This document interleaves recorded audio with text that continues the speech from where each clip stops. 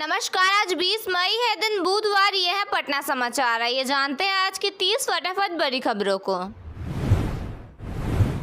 मुख्यमंत्री के कार्यक्रम समाप्त होते ही अधिकारियों ने शिविर बंद कर दिया। इससे फरियादी परेशान हो गए हैं। हाथ में अपनी अपनी अर्जी लेकर वे अधिकारियों को खोजते रहे, लेकिन कोई अधिकारी उपलब्ध नहीं रहा। आरजेडी नेता और नेता प्रतिपक्ष तेजस्वी यादव ने अपराधियों के एनकाउंटर पर सवाल उठाए हैं। उन्होंने कहा कि जाति देखकर गोली मारी जा रही है। साथ ही उन्होंने पूछा कि बालिका गृह कांड के आरोपियों का एनकाउंटर कब होगा। बाहुबली आनंद मोहन ने जेडीयू पर तीखा हमला बोलते हुए कहा, जिसने थैली पहुंचाई वो सरकार में मंत्री बना। उन्होंने आरोप लगाया कि स्वास्थ्य मंत्रालय इसलिए दिया गया क्योंकि बाप बेटे को डॉक्टर की जरूरत है। इस पर जेडीयू के एमएलसी संजय सिंह ने जवाब देते हुए कहा, पार्टी ने उनकी पत्नी बेटे को टिकट दिया, क्या वो थैली लेकर आए थे? पावर स्टार पवन सिंह की पत्नी ज्योति सिंह ने पति को लेकर इमोशनल पोस्ट किया है। उन्होंने तुम्हें पता है बेवफा हम नहीं गाने पर एक रील बनाई। इस पोस्ट पर यूजर्स की प्रतिक्रिया आई। कुछ यूजर्स ने लिखा दूसरी शादी कर लो, जबकि एक यूजर ने कमेंट किया पवन भैया का दर्द तुम क्या जानो। दरभंगा में पति ने अपनी पत्नी और 3 बच्चों की पीट कर हत्या कर दी। दोनों के बीच किसी बात को लेकर झगड़ा हुआ था। पुलिस ने आरोपी पति को गिरफ्तार कर लिया है। मृतक परिवार पश्चिम बंगाल का रहने वाला था। शेखपुरा जिले में 2 नाबालिग बच्चों की लाश तालाब किनारे बोरे में बंद हालत में मिली। दोनों बच्चे 3 दिन से गायब थे। परिजनों ने आरोप लगाया कि बच्चों को अगवा कर हत्या कर दी गई है। एफएसएल और डॉग स्क्वाड की टीम ने मौके पर पहुंचकर जांच शुरू कर दी है। बिहार में एक सप्ताह के अंदर दूसरी बार पेट्रोल और डीजल की कीमतों में बढ़ोतरी हुई है। दोनों ईंधन के दाम 90 पैसे प्रति लीटर बढ़ गए हैं। कई शहरों में पेट्रोल पंपों पर लिमिट लगा दी गई है। आम लोगों ने कहा कि महंगाई से उनका बुरा हाल हो रहा है। गंगा कटाव से परेशान स्थानीय लोगों ने लोजपा विधायक का घेराव कर दिया। सहयोग शिविर में पहुंचे विधायक मिथुन यादव ने कहा कि लोगों का गुस्सा जायज है। उन्होंने आगे भी कहा कि परिवार में आक्रोश होना कोई बड़ी बात नहीं है। बिहार में अब इलेक्ट्रिक गाड़ियों को बढ़ावा देने के लिए सरकार बड़ा प्लान बना रही है। नई ईवी पॉलिसी के तहत शहरों में इलेक्ट्रिक गाड़ियों के लिए सस्ती पार्किंग और ज्यादा चार्जिंग स्टेशन की सुविधा दी जाएगी। सरकार चाहती है कि बड़े अपार्टमेंट, मॉल, होटल और बहुमंजिला इमारतों में चार्जिंग स्टेशन लगाना जरूरी है। नए पेट्रोल पंपों पर भी ई चार्जिंग स्टेशन लगाने को बढ़ावा दिया जाएगा। बिहार में शिक्षा विभाग बच्चों के भारी स्कूल बैग को लेकर सख्त हो गई है। 20 किलो वजन वाले छात्रों का बैग 2 किलो से ज्यादा नहीं होना चाहिए। अगर तय मापदंड से ज्यादा वजन हुआ तो उस स्कूल पर कार्रवाई की जाएगी। कक्षा 1 से 5 तक के छात्रों के बैग की नियमित जांच की जिम्मेदारी शिक्षकों को दी गई है।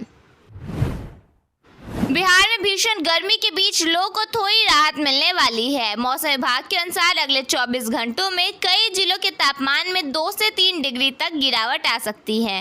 हालांकि गया अभी भी राज्य का सबसे गर्म जिला बना हुआ है। यहां अधिकतम तापमान 44.6 डिग्री सेल्सियस पहुंच गया है। वहीं पूरे बिहार में तापमान 32.2 डिग्री से 44.6 डिग्री सेल्सियस के बीच रिकॉर्ड किया गया है। मौसम विभाग का कहना है कि फिलहाल गर्मी का असर बना रहेगा, लेकिन अगले कुछ दिनों में तापमान में धीरे धीरे कमी आ सकती है।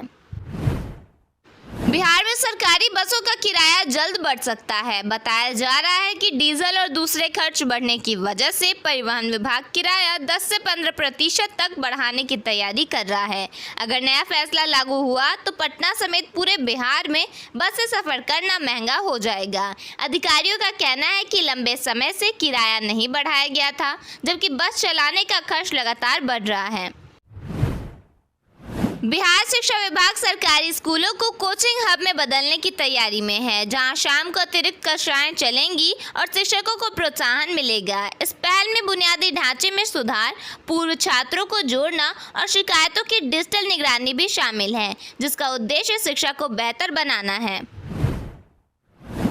बिहार में आंगनबाड़ी केंद्रों की निगरानी अब और सख्त होने जा रही है क्योंकि समाज कल्याण विभाग ने नया नियम लागू किया है। अब लेडी सुपरवाइजर को केंद्र पर जाकर वीडियो कॉल के जरिए अपनी मौजूदगी दर्ज करानी होगी। सरकार का कहना है कि इससे काम में पारदर्शिता बढ़ेगी, निगरानी बेहतर होगी और आंगनबाड़ी केंद्रों की व्यवस्था पहले से ज्यादा मजबूत और प्रभावी बन सकेगी। बेगूसराय में सरकारी वादों से परेशान गांव वालों ने आखिरकार खुद ही पुल बना लिया। लोगों का कहना है कि कई सालों से पुल बनाने की मांग की जा रही थी, लेकिन सरकार की तरफ से कोई काम शुरू नहीं हुआ। पुल नहीं होने से गांव के लोगों को आने जाने में भारी परेशानी होती थी, इसलिए ग्रामीणों ने आपस में पैसा जुटाकर और मेहनत करके खुद पुल बना लिया। गया शहर के कृषक तालाब में नगर निगम की करोड़ों रुपए की लाइट एंड साउंड योजना वर्षों बाद भी शुरू नहीं हो सकी। धार्मिक और पर्यटन विकास के बड़े दावों के साथ शुरू की गई यह योजना अब बदहाल स्थिति में पहुंच चुकी है। तालाब परिसर में लगाई गई मशीनें और लोहे के ढांचे जंग खाकर टूटने लगे हैं, जिससे बच्चों की सुरक्षा पर गंभीर खतरा मंडरा रहा है। बिहार में कानून व्यवस्था को लेकर तेजस्वी यादव ने मुख्यमंत्री सम्राट चौधरी की सरकार पर बड़ा हमला बोला है। तेजस्वी यादव ने कहा कि बिहार में महिला अपराध तेजी से बढ़ रहे हैं, बेटियां सुरक्षित नहीं हैं और अपराधियों में पुलिस का डर खत्म हो गया है। उन्होंने आरोप लगाया कि सरकार सिर्फ फोटोशूट और रील बनाने में लगी है, जबकि राज्य में हर दिन अपराध हो रहे हैं। तेजस्वी ने यह भी कहा कि बिहार में जाति देखकर एनकाउंटर हो रहे हैं और कानून व्यवस्था पूरी तरह बिगड़ चुकी है। साथ ही उन्होंने बालिका गृह कांड का मुद्दा उठाकर सरकार से सवाल भी पूछा।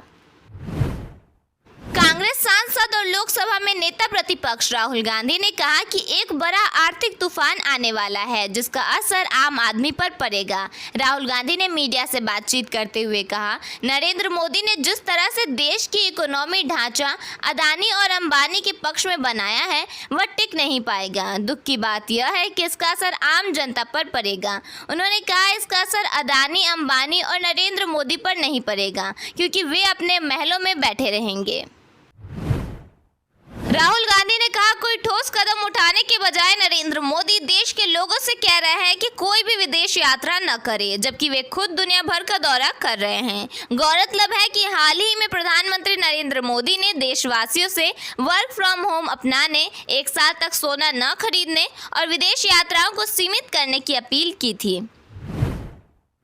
भारत में मंगलवार को एक बार फिर पेट्रोल और डीजल की कीमतों में इजाफा हुआ है। इसको लेकर कांग्रेस पार्टी ने सरकार की आलोचना की है। पार्टी ने एक्स पर लिखा, जनता पर महंगाई मैन मोदी का हंटर फिर चला।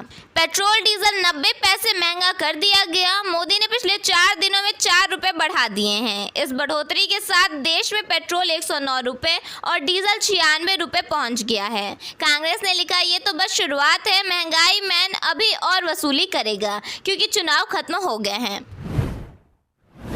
हाजीपुर में पुलिस की बड़ी कार्रवाई। पटेरी बेलसर थाना क्षेत्र के मौना महिमा गांव में पुलिस ने छापेमारी कर 15 घरेलू गैस सिलेंडर बरामद किए हैं। जांच में घरेलू सिलेंडरों के व्यावसायिक उपयोग और कालाबाजारी का मामला सामने आया है। पूर्व सांसद आनंद मोहन के हालिया बयानों के बाद बिहार की राजनीति में हलचल तेज हो गई है। जेडीयू के राज्यसभा सांसद नीतीश कुमार मंगलवार को पार्टी के एमएलसी संजय सिंह के आवास पहुंचे, जहां दोनों नेताओं के बीच काफी देर तक बातचीत हुई। दरअसल आनंद मोहन ने हाल ही में आरोप लगाया था कि जेडीयू में थैली की राजनीति हो रही है और नीतीश कुमार को उनकी ही पार्टी में जिंदा दफन कर दिया गया।